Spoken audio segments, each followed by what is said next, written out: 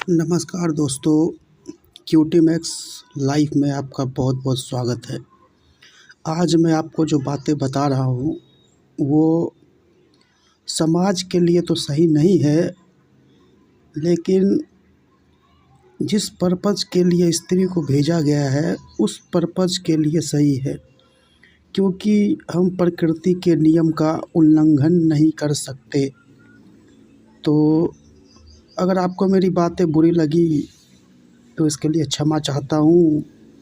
अगर आप मेरी बात से सहमत हैं तो ऐसा कर लेना, ठीक है। चलो अब अपनी बात को आगे बढ़ाता हूँ। ये मैंने कुछ इंटरनेट से, कुछ समाज से, कुछ अपने अनुभव से ये बातें जो मैं आपको आज बता रहा हूँ लिखा है। जितना मेरे को समझ में आया उस हिसाब से लिखा है। मैं कोई भगवान तो हूँ नहीं जो उनके नियम का उल्लंघन करूँ या बनाऊँ, लेकिन जितना मेरे को समझ है, नॉलेज है, उस हिसाब से मैं आपको बता रहा हूँ। अपनी पत्नी को छूट दे देना, इससे यह साबित होती है कि यदि पत्नी अपनी यौन इच्छा समाज, परिवार और पति से बचकर दबाती है तो न्यूटन का तृतीय नियम जो कि होता है F=-F2,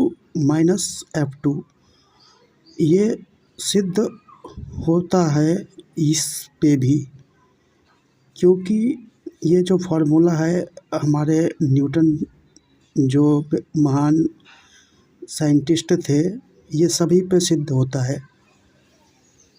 क्योंकि अब यहाँ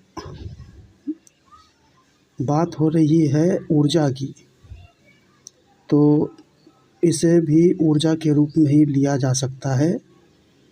अब मान के चलो पत्नी ने इच्छा दबाई, यौन इच्छा, अब दबाई गई यौन इच्छा से ज़्यादा ज़ोर से कुछ नहीं लौटती।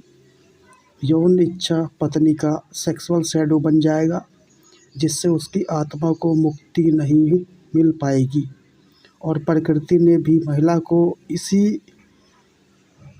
इसी पर्पज़ के लिए भेजा है, तो मैं कौन होता हूँ उसे रोकने वाला। उसकी आत्मा भटकती रहेगी, इसलिए अपनी पत्नी को पूर्णतः छूट दे दो, क्योंकि वो जो करना चाहती है वो करके ही रहेगी, चाहे तुम रोको या ना रोको। सेक्सुअल शैडो को रोकना सही नहीं है। सेक्सुअल शैडो के बारे में वेस्टर्न साइकोलॉजी में वर्णन किया गया है।